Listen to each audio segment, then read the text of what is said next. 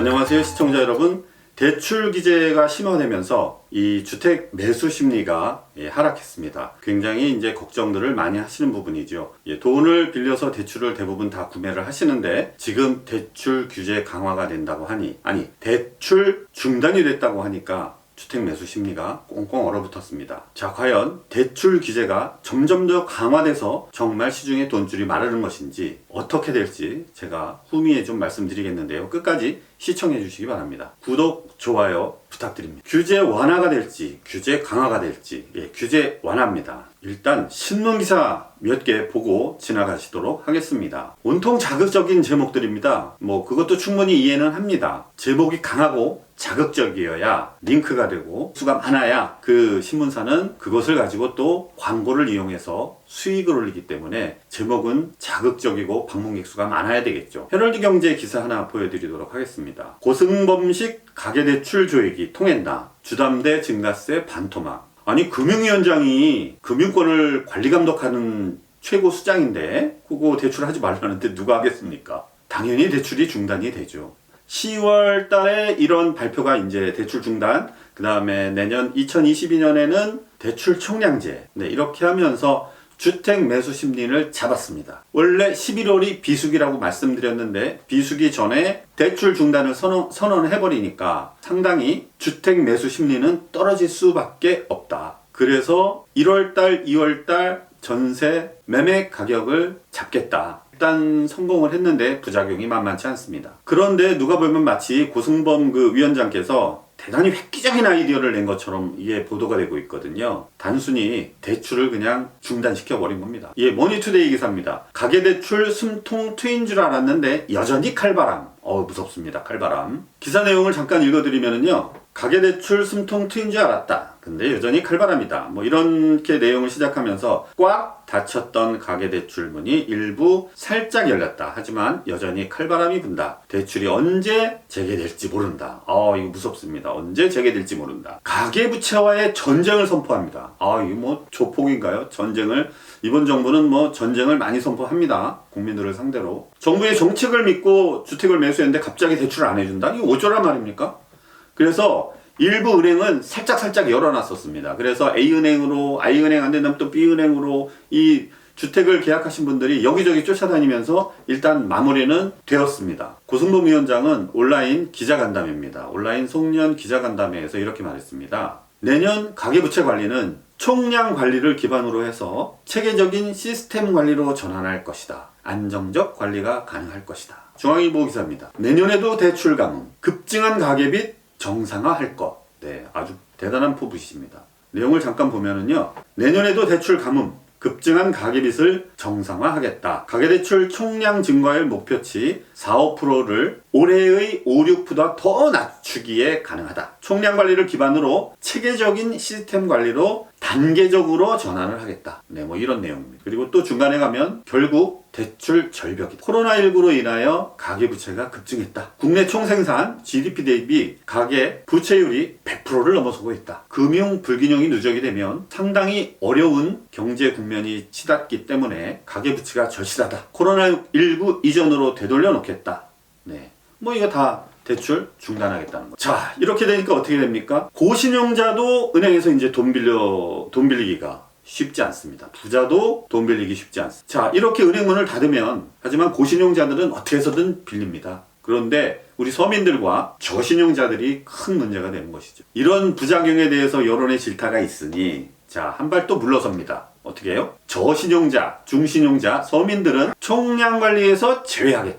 소비자 금융 뉴스 내용인데요. 잠깐 보시면요. 가계부채를 줄이겠다는 정책과 함께 부작용을 어떻게 할 것인가 라는 여론이 시작되니까 내년엔 가계대출을 탄력적으로 운영하겠다. 저신용자는 총량관리에서 제외한다. 대출 중과율은 4~5%를 유지하되 서민금융정책은 확대 방안을 검토하겠다. 말뿐인지 진짜 빠져나가기 위함인지 그건 잘 모르겠습니다. 중저신용자들을 위한 금융 인센티브 제도를 시작하겠다. 중저신용자들은 이제 대출을 별도로 관리한다는 거죠. 자, 이러면 어떤 문제가 발생이 되냐? 대출 가수요가 발생을 하죠. 대출 가수요란 말 생소하실 텐데 이겁니다. 대출이 필요가 없어. 근데 언제 필요할 것 같을지도 몰라. 불확실한 미래가 나타나는 거죠. 이러다 자칫 유동성 확보가 안 되면 굉장히 어려운 국면에 처하게 됩니다. 그러니까 어떻게 됩니까?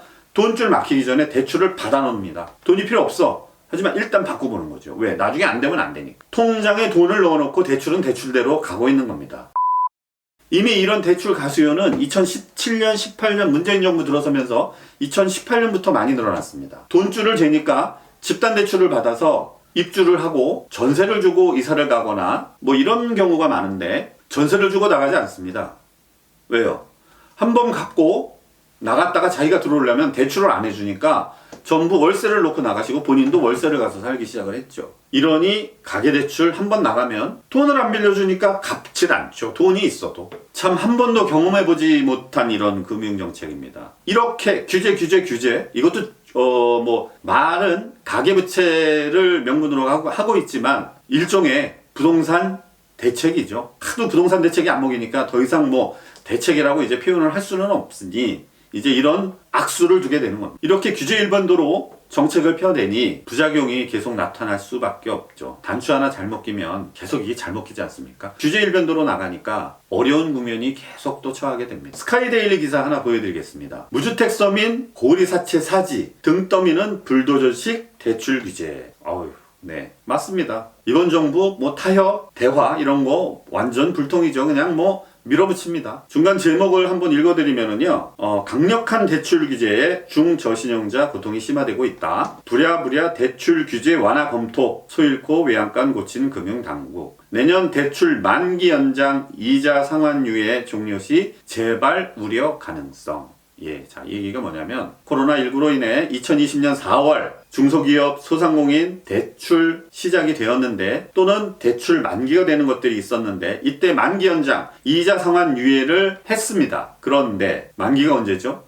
내년 3월 말입니다. 3월 말에 종료가 되는 것이죠. 이자 상환 대출 규모가 무려 335조 원에 달한다. 자, 그러면 이게 어떻게 될 것이냐? 고승범 위원장은 송년 기자간담회에서 온라인 기자간담회입니다. 채무 완화, 채무 조정 등 섬세한 연착륙 방안을 검토 중이고 이미 실시를 하고 있다. 이미 착수했다. 이 얘기는 뭐냐? 마치 봐주는 것 같지만 상환유예나 만기 연장, 추가 연장, 추가 유예는 없다라는 뜻이. 그러니 내년 3월 돌아오는 코로나19 대출 상환 유예된 335조 원의 처리 방안도 시급한 문제로 뇌관이 될 것 같습니다. 자, 이렇게 민심이 어렵습니다. 그러니 또 역시 정치권은 한마디 하죠. 여야 대선주자 한 목소리 대출 풀어라 라고 시작을 합니다. 그러니 금방 민주당에서 이금융도 막히고 우리 이 서민들은 정말 그러면 저축은행이나 이제 고리채로 가야 하거든요. 갈 수밖에 없죠. 이렇게 대출 절벽의 부작용은 계속 심화됩니다. 그러니 민심은 사나워질 수밖에 없고 또 민주당에서는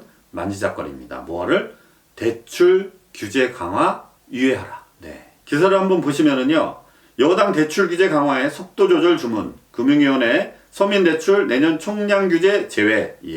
서민대출 내년 총량 규제 제외. 규제 완화할수록 가계부채는 반등한다. 이런 내용입니다. 이렇게 되니 정말 정부 여당에서도 대출 규제 완화에 목소리를 지금 높이고 있습니다. 내년 대선 때문인 거죠. 그럼 내년에는 어떻게 진행될까요? 네, 대출 규제는 당초 안보다 상당히 좀 완화될 것으로 예상이 됩니다. 모두 다 아시겠지만 경기 부진으로 인해 현금 흐름을 과도하게 차단하면 상당한 부작용이 발생이 됩니다. 여러분 다 아시잖아요. 게다가 특히 정치권에서도 강하게 주문을 하기 때문에 크게 강하게 규제가 될 것으로는 보지 않습니다. 제가 하도 답답해서 대출 상담사분들하고 몇 분 통화를 했습니다. 되게 의외였습니다. 이 신문에서는 이렇게 규제 일변도니 대출 절벽이니 고리채로 몰리고 있고 내일 당장 진짜 한강이 얼어붙을 것처럼 이런 제목의 기사들을 막 쏟아보내고 있는데 자, 그러면 시장은 어떨까요? 네, A은행은 그냥 대출 자유롭게 해주고 B은행은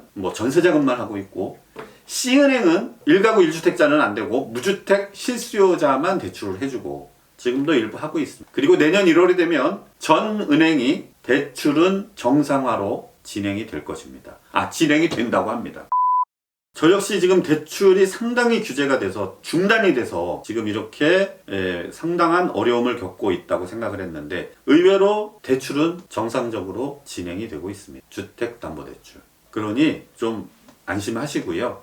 이런 신문기사 이런 것보다는 시장을 통해서 정보를 얻으시는 걸 권해드립니다. 이런 신문기사 보시고 너무 쫄지 마세요. 지난 11월 12일 KB금융지주경영연구소에서는 주택 매수 심리지수를 좀 발표를 했습니다. 표 하나 보여드리는데요. 올해 들어 부동산 전망지수는 매매가격과 거의 동일한 흐름을 유지하고 있으며 최근 2개월 동안 수도권과 비수도권을 불문하고 대부분의 지역에서 지수가 하락하며 상승 응답 비중이 감소하는 추세를 보이고 있다.